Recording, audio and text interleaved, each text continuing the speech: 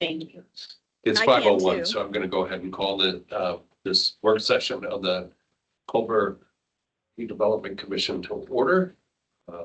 We have one item on the agenda, and that is to hear from Chris Hart, Cobblestone Hotels, to enlighten us on and answer any questions or do his best to answer any questions with respect to the proposed hotel in town. Kevin, I think you might have had a comment or two to open up. Or... Yeah, absolutely. So for the last probably 5 months, 4 months, and went by quickly, we've been working and exploring the idea of bringing a hotel into Culver. We were approached by Gary Gillibrand and Marshall County Economic Development with an opportunity. Chris has been looking to get into Marshall County, and he has been exploring, and Greg thought this would be a good fit. So we began the initial exploration. We brought in Jessica Yunker to do a kind of an exploratory, to take a look at the viabilities, to see if there's actually a market that can support a hotel here. What kind of size would it be? How would that shape out? Through the conversations, we received her study and the performa data, and both backed the idea of bringing in what Chris has been proposing. I won't take the thunder away from you, but that hotel, and probably then some. There is a market here. For the longest time, probably since I can remember at the academy, since at least 2009, people have speculated whether or not Culver needs a hotel.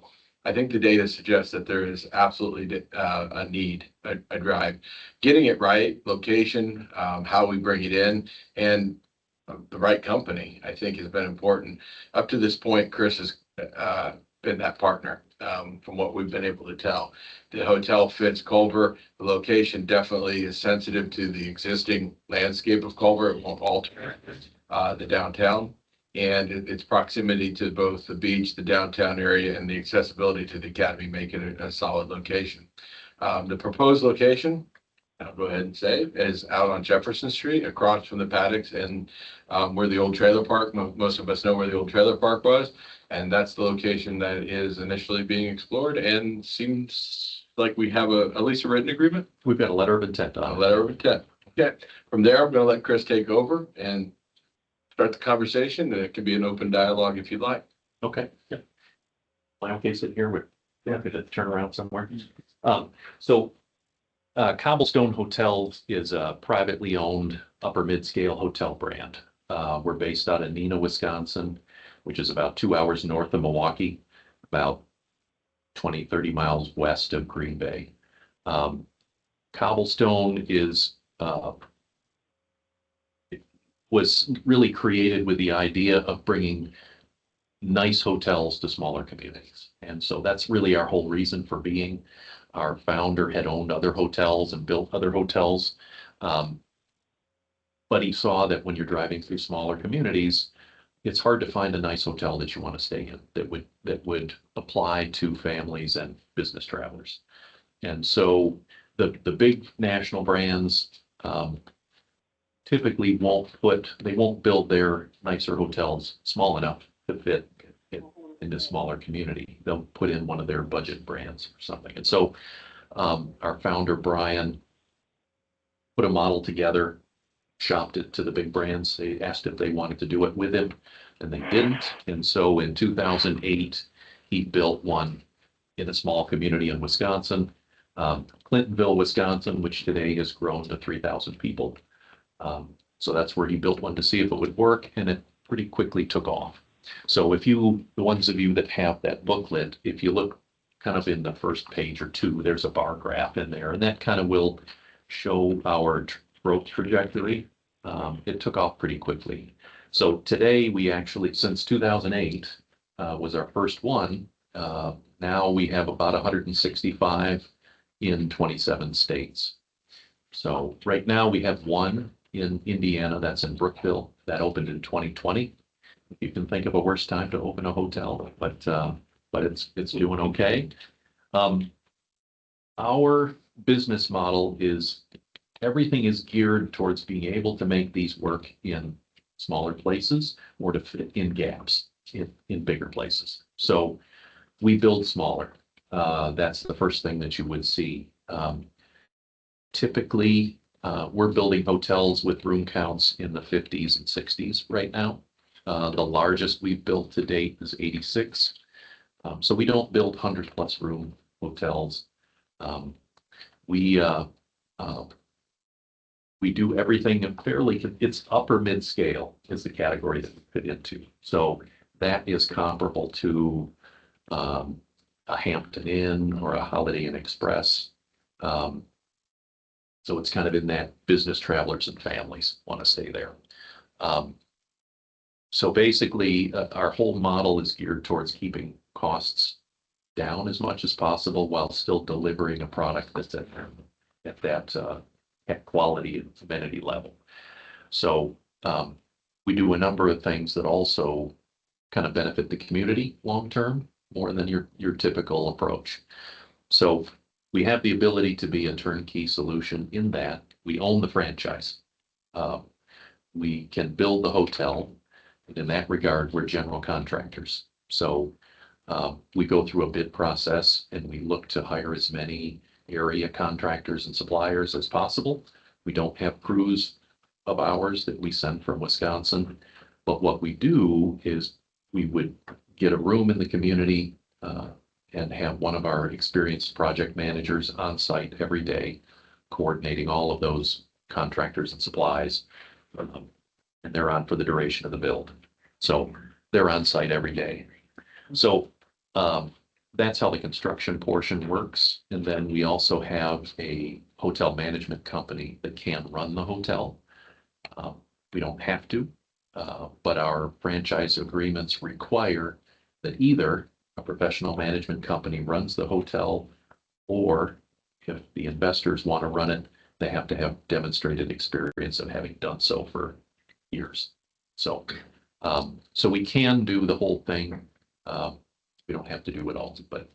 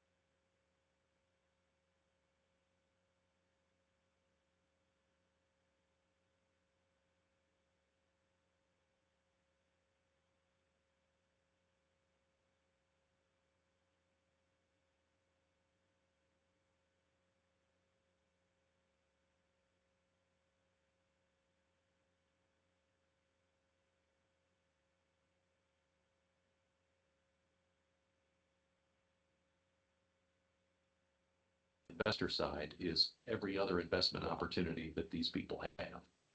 And we have to be competitive to a point where people want to do it, because not only are they investing their dollars up front, they're signing on to the loan, they're personally guaranteeing the loan, and just like any business, if it doesn't perform well, they're on the hook to feed it, which obviously we're not expecting that, but you have to think of those things. So is it a pro rata, so if you're, just for ease of numbers, right? If you need to raise 3 and somebody gives you 1 and the loan is 7, does that person who gives you 1 is responsible for all 7 or 1/3 of it? No, so the reason we generally assume that we need to raise 30% is so that the investors are able to get pro rata guarantees on the loan. The banks will accept. So if you put in 10% of the equity on the front end, you sign for 10% of the loan. So that's why the 30% is generally the target, is because most banks are comfortable then doing the pro rata guarantees. Got it. Thank you.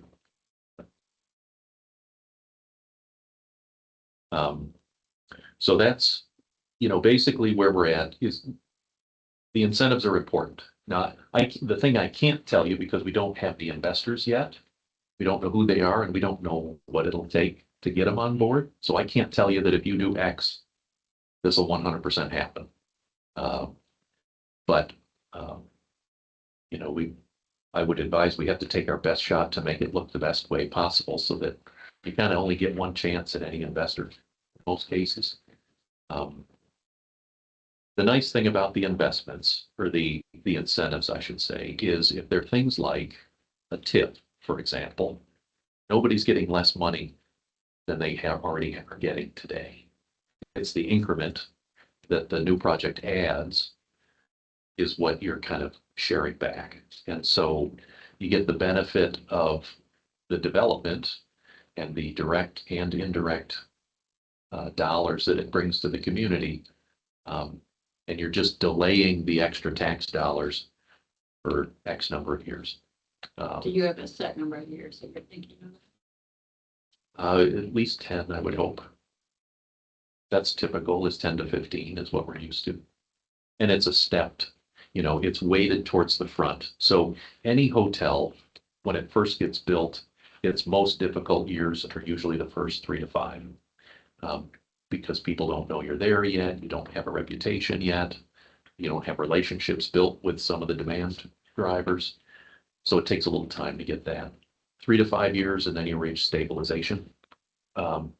So most things like tax abatement or tips are front loaded. So you get a bigger bang in the first 3 to 5 years, and then it tapers off pretty quickly out to however long, 10 or 15 years.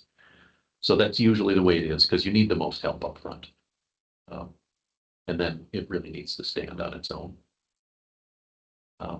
And the types of incentives that we get are, different communities, different states allow different things. Either TIF or tax abatement, which is structured in a way to resemble TIF.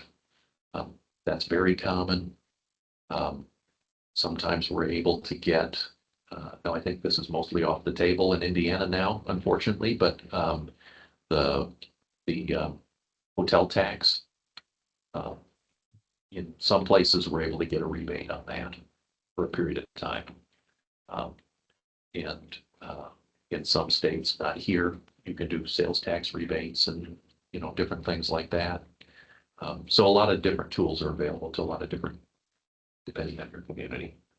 But usually in states that have a little bit heavier property taxes, that's the big component. That's the big rock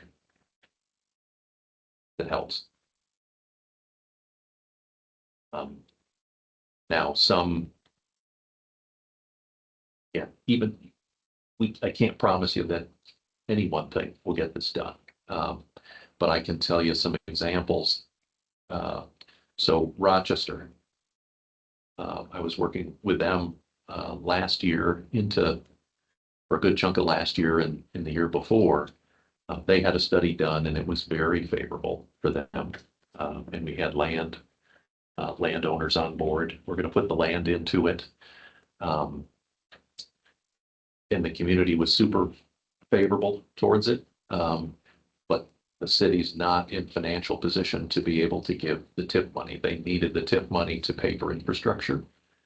And so we couldn't get anybody on board other than the landowners. And so that's one of those things that maybe in a year or two, maybe they'll be in a better financial position and they can give TIP. I mean, they were willing, they just didn't have the money. And so that project's just not going to happen. Was part of the location chosen because of TIF locations? Or In this case, or in this case? I don't, I think that, Kevin introduced me to, yeah, so when we looked at the location of Jefferson Street, the one thing that we wanted to be sensitive to is Lakeshore Drive and Main Street is not altering that landscape is essential, I think, to the town. We were looking at 50, 65 modest unit of a hotel, but it would have been a footprint on an existing landscape that I don't think the community would have, quite frankly, I don't think the community would have supported. So we were trying to find an area that was a blank slate that could encourage development and needed development. That first and foremost was on my mind. Jefferson Street was an ideal location. It's an easy access. The academy does have interest in this hotel to help with their parents, some of the activities during the hockey season. There's a need for it over there. We've met with their leadership. Jefferson Street was an easy access to the highway and over. Also access to the downtown for shopping. So Chris saw it, thought it was a good idea. The second thing that really went into my mind when we were pitching the idea of Jefferson Street was existing infrastructure. It's a modest need that the hotel has. I was really quite surprised by very limited amount of utility that it will use. But looking at that location, and Jerry, you may want to speak towards it because I talked with Bob too, but there's an existing infrastructure there. It may need some alteration, but not a heavy, we don't have to provide the sewer and water. And that's such a cost saver right there alone. So tapping into that existing, and then the TIF area is already, we have a congruent TIF area that's running out there, and that property is a blank slate, which would be ideal. Luckily, the conversations like Chris mentioned, kind of the land had to be chosen first and to get some type of commitment to that because we need that land plus some type of incentive package before we start. Chris mentioned it, we get one shot at investors usually. And if you can talk about a hotel all you want, but if you don't have a piece of property to point to and you don't have an incentive package to mention and give some type of idea on rate of return, that's difficult. So we were moving a little quickly on that to try to get some type of package together to present to investors.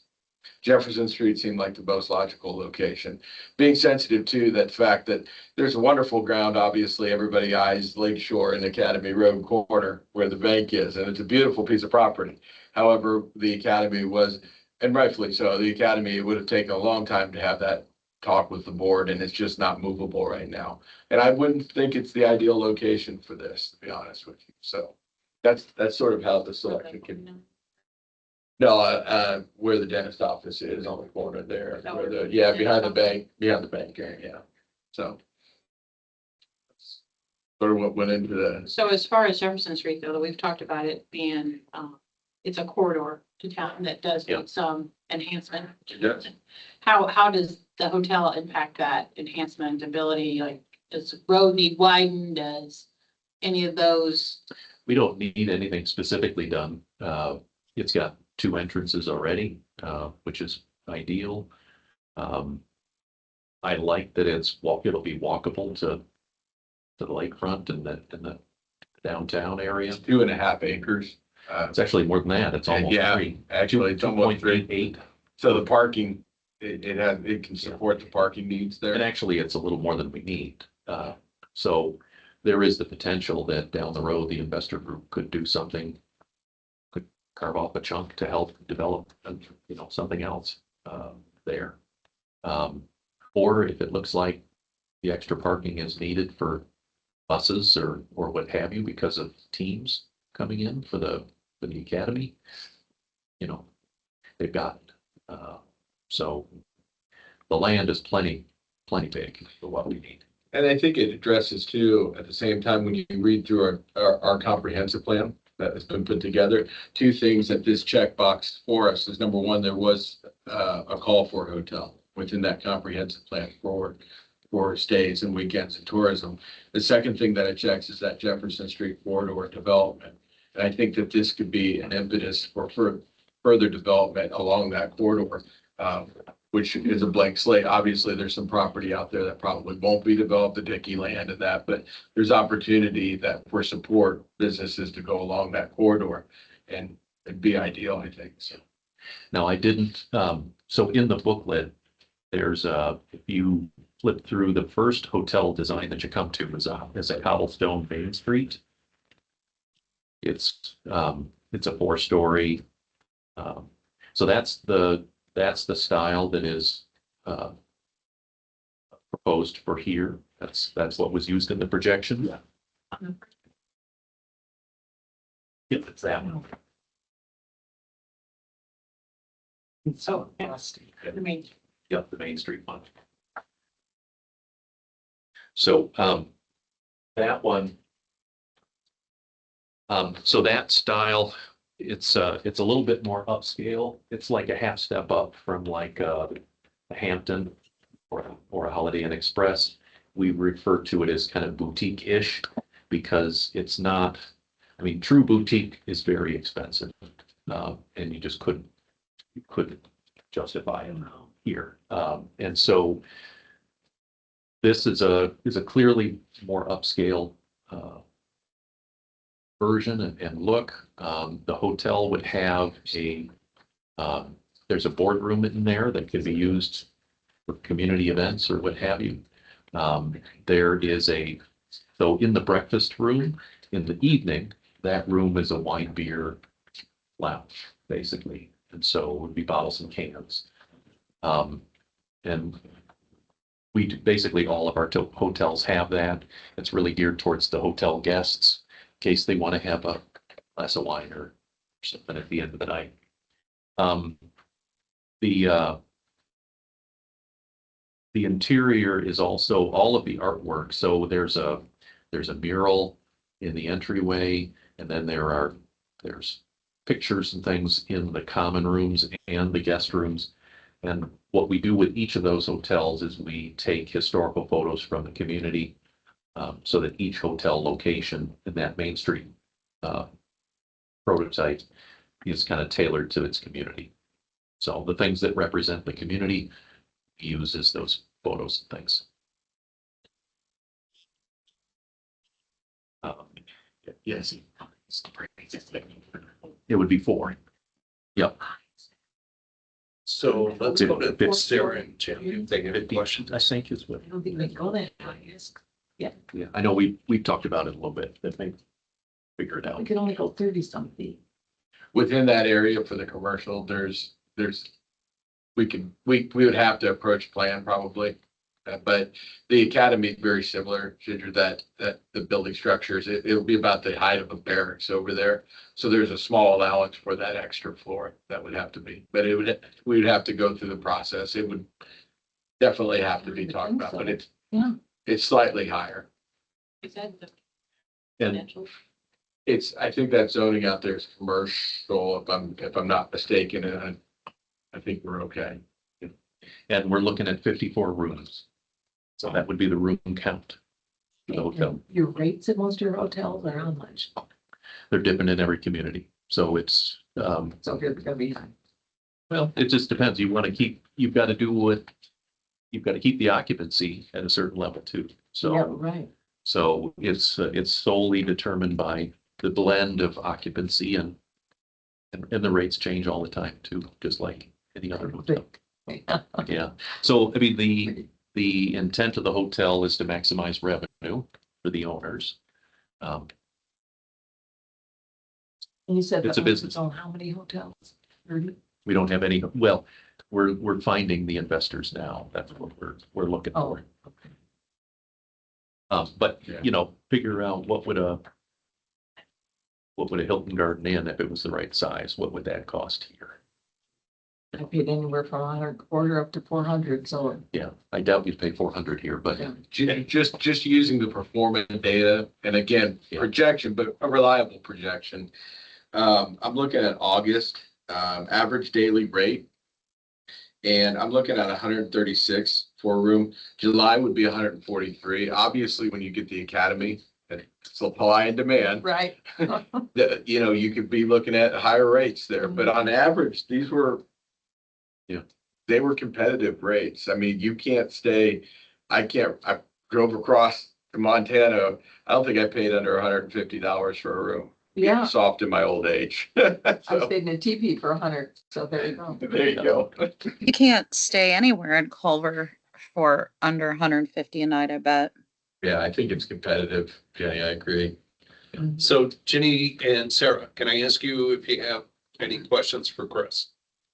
I do have Uh, a couple. I don't oh, know, go Jenny, ahead, you want to Sarah. go? You can go first. My only questions were really going to be related to design, and since you covered that, once I see the book, I'll probably feel more comfortable. I just want to make sure it fits in with Culver's look and feel. Yeah. We don't have design requirements in our zoning, which you know, for any zoning area. So but you know, the people who have talked to me about the possibility of hotel, that's a concern because we're kind of unique in that we don't have a lot of um, commercial restaurants or chain restaurants, that sort of thing, which I think makes us somewhat unique from a culture and, you know, the look and feel of Culver. But um, I will probably wait to look at the design book, and I'm glad that you covered some of that. And also the interior. I like the idea of the artwork, etc. But for the moment, don't have a ton of questions. No. I would also say, if you go onto our reservation site online, which is staycobblestone.com, you go on there, you can go on to individual property sites and scroll through a carousel of photos. And if you look at Little Chute, Wisconsin, for example, on that site, it's the same size as what we're putting in. And you would get a good feel for what the interior and exterior would look like. Great. Little Chute? Little Chute, 2 words. That's big. Chute is a CH.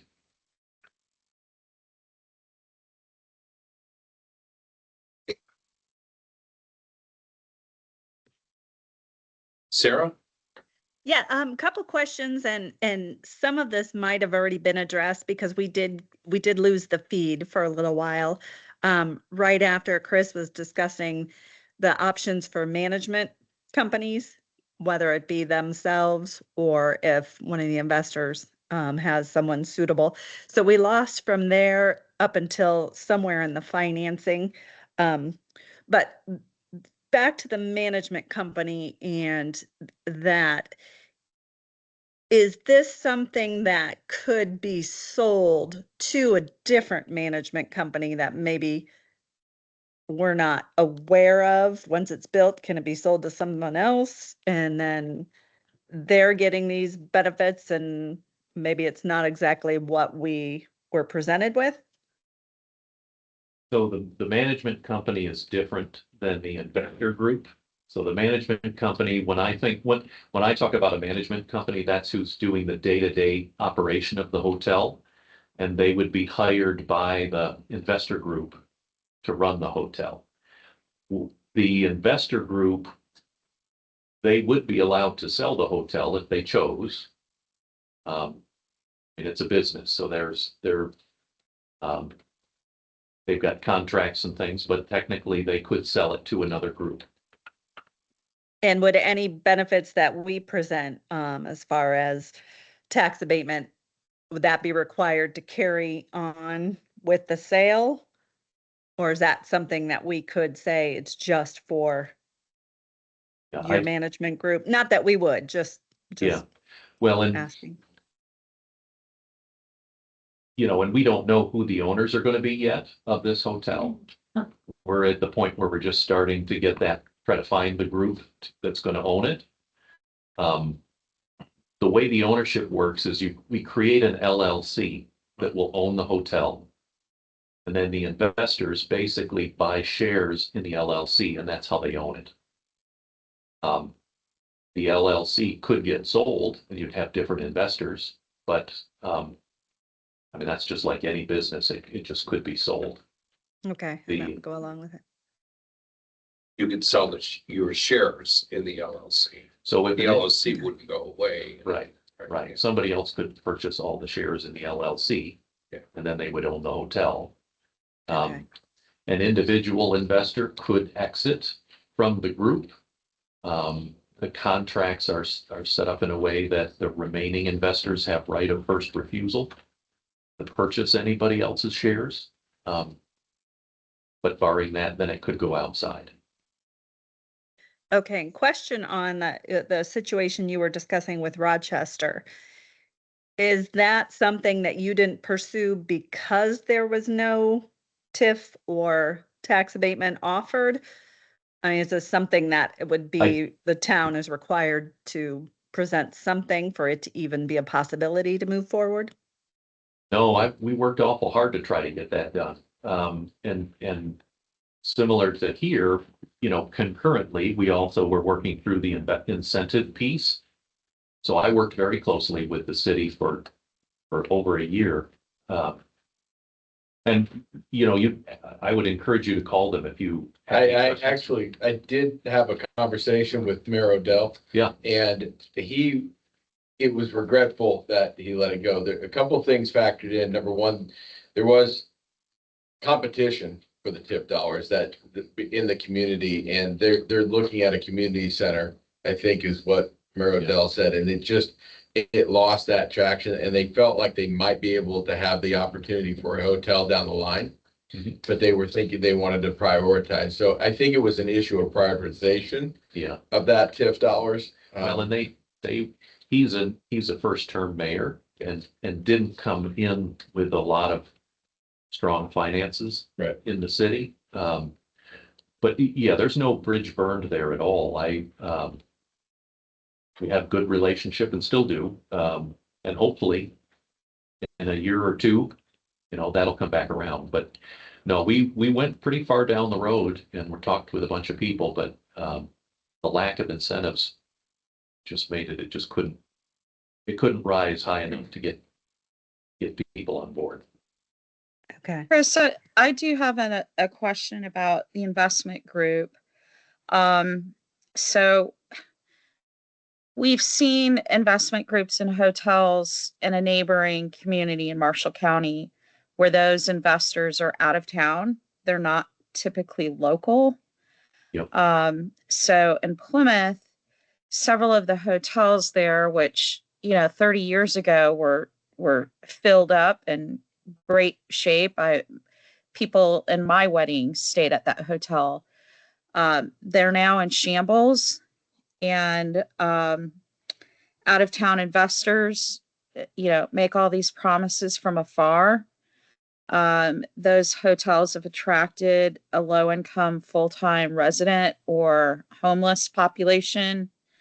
So I'm wondering, of the hotels and the communities that you all have worked in, are we expecting a local investor?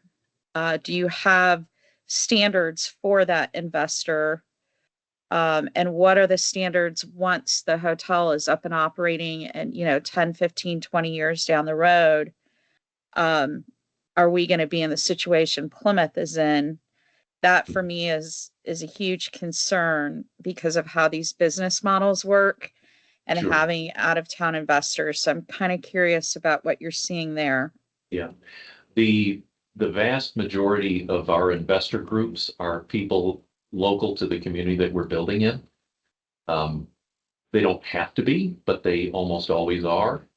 And that's, you know, our expectation is that investors here are going to have a tie to the community in one form or another. They may currently live here.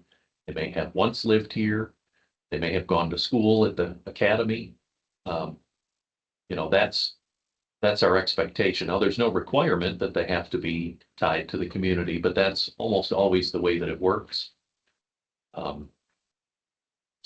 As far as maintaining standards, so every hotel in the brand for us gets audited twice a year. They get visited by people, representatives from our brand. Once is an announced visit, once is not. And so they then evaluate the property to make sure that it's meeting all of the brand standards to remain at the level that it should be. Now,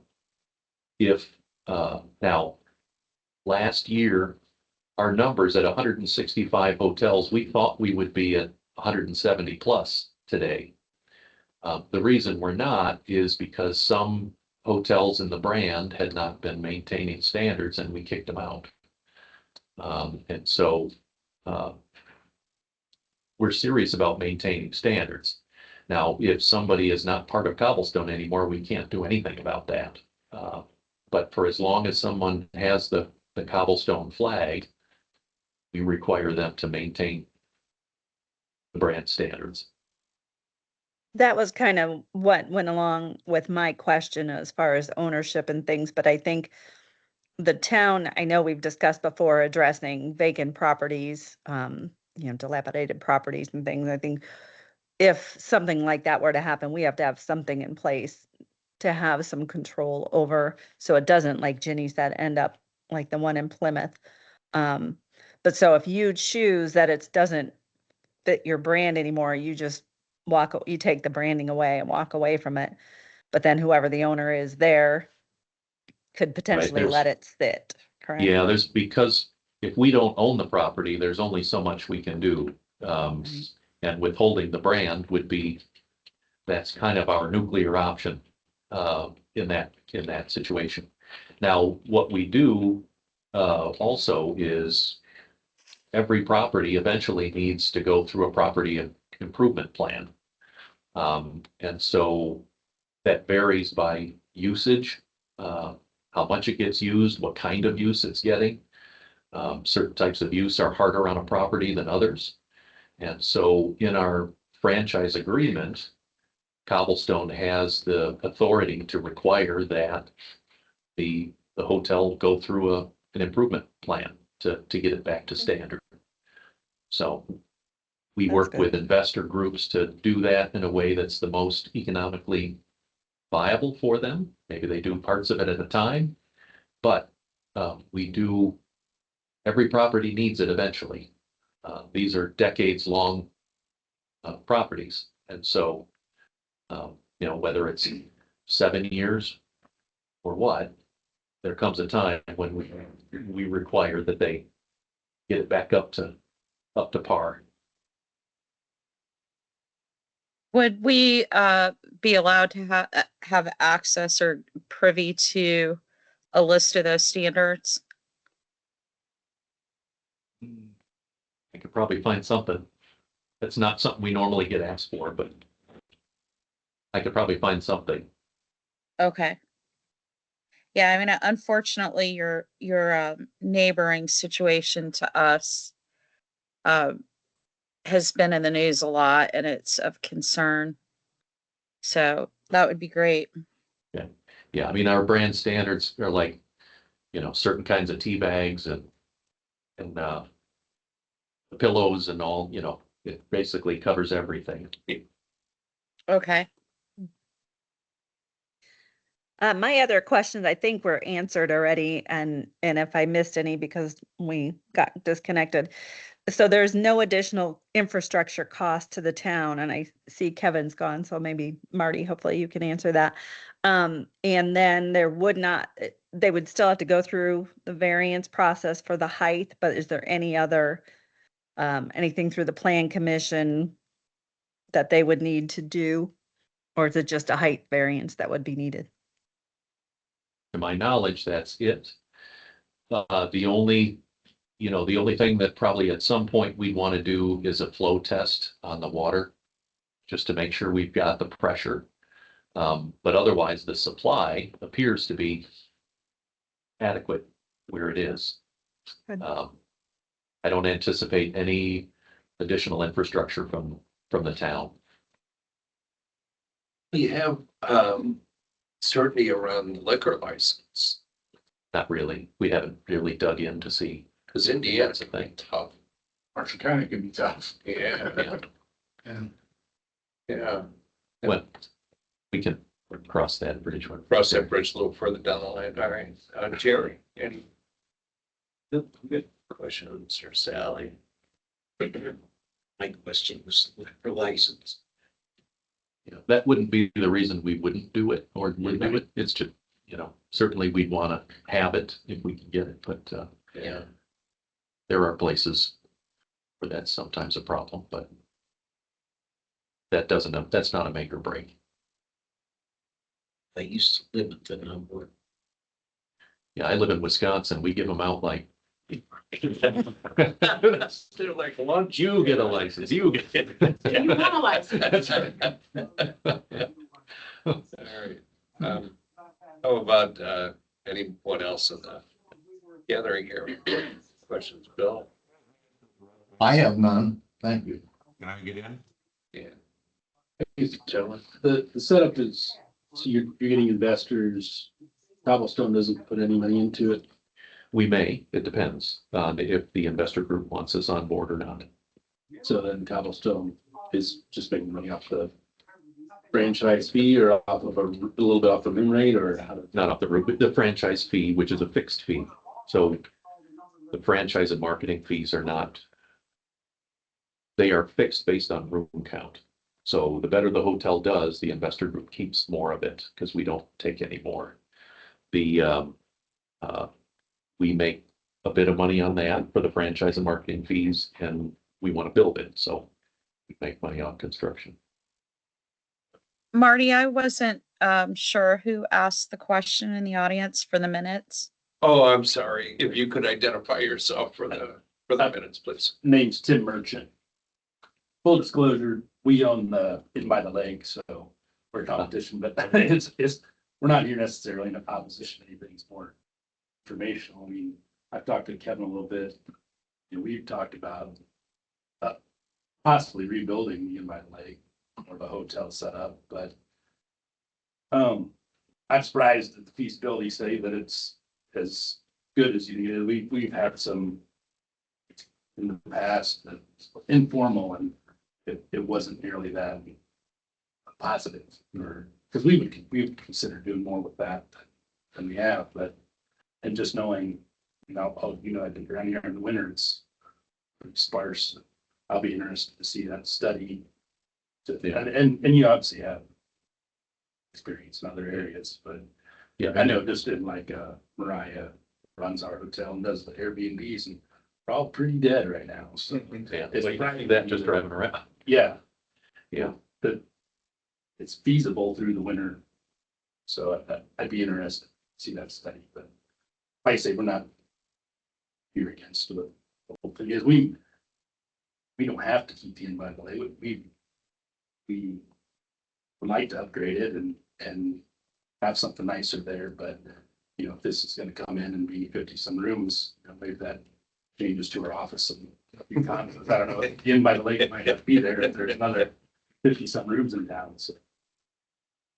Well, let me invite you back to our meeting on the 22nd. The author of the feasibility study will be on the line. We're going to ask a lot of questions about that. What's Cause your- yeah, that was like my concern as she said, that you build this and 15 years down the road, it's not going so good. What's that property look like? What's your potential timeline? I know you gotta get investors, but then once you have that, is it a 9-month build or a 4-year build or? that's probably about 14 months, once shovels go in the ground. We usually figure that once you get all the investors identified, get contracts signed, you're looking at 60 to 90 days for permitting normally, and then probably 14 months-ish, 12 to 14 for construction to get to an open door. this meeting be before the town council meeting? I do go to redevelopment commission this Thursday. 15th. Oh, it's the 15th. Yeah. I'm sorry. I keep getting it back. It's New Year's Day through everything. With every- yeah. October. The 15th, is So- you're right, Sally, the 22nd. Yeah, I don't know that Jessica's available on the 15th. Is available on the 22nd, so Yeah. I'm gonna have to check that, right? So I'll get back to everybody about when we're gonna talk with Jessica about the feasibility study.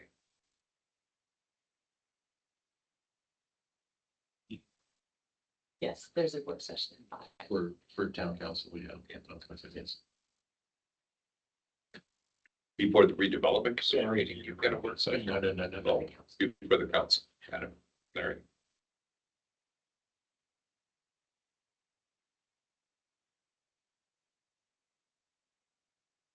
Anything else from Mr. Hart? Great questions. So Joe? I missed a little bit of it. You were talking about a wine bar or a full-on restaurant inside the building? No, it's just wine, beer, lounge, just cans and bottles is all. Okay. It's not a bar in the sense, and really what it is the manager working the front desk in the evening is going back and forth. And it's just, Drinking. yeah, makes the hours pass a little better. Well said. Well And so, said.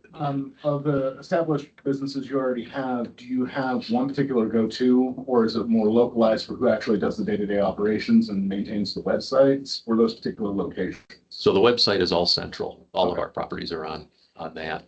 The management company, it could be ours, or if the investor group chooses to choose a different management company, then it could be somebody else running the day-to-day. Okay, so when you do those reviews of the brand, you're doing it against a organization that you put into place as opposed to outsourcing it to more localized one, like if somebody came up out of Plymouth and said, I want to manage a business, and then they were the ones getting reviewed on keeping the brand, the national brand alive. That's who's getting the review. So when our brand representatives go out and audit a property, it doesn't matter who's running it. Okay. The brand standards are the brand standards. And so now we feel good about our management company maintaining brand standards, but they're evaluated just as every other property is. And now on the management side, we're not trying to be the biggest management company in the world. We will only manage cobblestones that we build. Okay. So So if somebody has another brand, or if they build the hotel and brand it as Cobblestone, pretty much we won't take it. Because it's an important piece in making the whole thing work for us. But it's the biggest headache in the smallest margin. And so we don't need to maximize that. Chris, go ahead.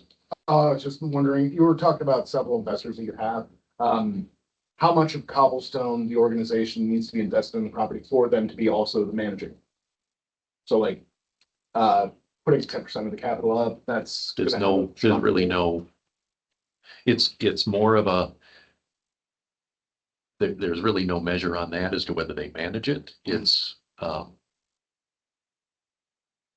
if an investor in the hotel has hotel management experience, at least 5 years of it, and they want to manage the hotel, we would let them do it if they have at least 5 years. Okay. If somebody just says, boy, I've always wanted to manage a hotel, we won't let them manage it. Our franchise agreement requires, and the bank would require it too, to protect their loan investment. They would require that somebody competent is running the hotel. Hotel. Yeah, yeah. Is that Joel Samuelson, by the way? Yes, it was. Okay, thanks. Sorry. Chris, the equity pool. Yep. Typically, how many people in an equity pool? Roughly. Well, it can be anything. It's Yeah, usually, well, I understand that. usually 5 to 12. 5 to 12.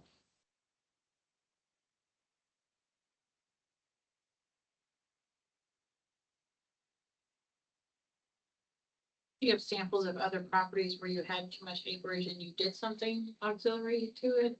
Or have ideas of we don't track that kind of thing. I mean, it's really kind of a situational thing, honestly, because we don't really have a policy on that. It's really up to the investor group as to whether if they want to keep it all together and that's fine. It doesn't matter to us either way. And really it would have to work with whatever the community requires, honestly. But it does give the ownership, the investor group, the flexibility that to either, maybe they decide, hey, there's enough team business coming in with buses that we want to keep this extra. Or maybe they figure that given the alumni events and different things that happen, maybe they want to have it as a big picnic area next to the hotel or something. I mean, or maybe maybe they think, hey, a little restaurant where I don't know, something else would be cool next door. Maybe it's part of further development on that stretch of Jefferson in time. But it's that property at this point in time had to be kept together, but just by the chunk that we needed. It's close enough. So What kind of clientele do you typically see stay? Is it family travel, business travel, or do you look for places that are like small school, university locations? I know Rochester, I'm trying to think what they have that would, but well, they're right on 31 and there's, yeah, it it was more travel. was that and businesses in the area, and there's going to be more growth there too. They're kind of well placed right now. And the way the studies work, the feasibility studies, they can only look at what's there today. So let's say everybody's trying to, all over the state, they're putting in sports complexes. Let's say they're planning to put a sports complex in next year, and it's going to be drawing tens of thousands of people. The feasibility study done today can't count any of those people as part of its demand expectation. So the demand the hotel has to be feasible based on what's in place today. I think I forgot the rest of your question. Just was there a certain clientele that you were looking for to cater to? Not really. I mean, just the scale, the amenity and quality scale of the hotel is upper mid scale, and the main street is like a half step up from that. So people that are going to be looking for that kind of hotel, that's let's see there. Okay. We don't expect that it's going to be, I don't know. I mean, it's typically families and business travelers usually, and when we look at different communities, we want as many different demand sources as possible to help contribute to the hotel. In a best case scenario, you'd have some sizable manufacturers around here that had international people flying in and out all the time, added to what you've already got. I would love that, but I think that's not necessary to make this work. It's just more is always better. Good thing, because we're not going to get many of those. I don't think so. But, we like a mix of demand. And I think you would,